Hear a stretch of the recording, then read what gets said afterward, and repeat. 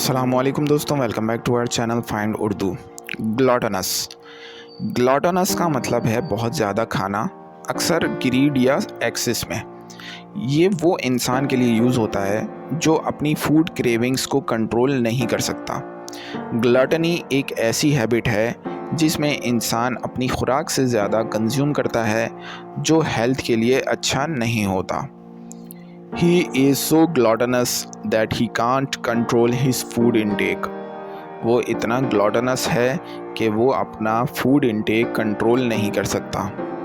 तो दोस्तों, ग्लॉटनस का मतलब है खाना इतना ज़्यादा कंज्यूम करना कि हेल्थ इफ़ेक्ट हो। उम्मीद है अब आपको ग्लॉटनस का मतलब समझ में आ गया होगा। मिलते हैं नेक्स्ट वीडियो में। शुक्रिया।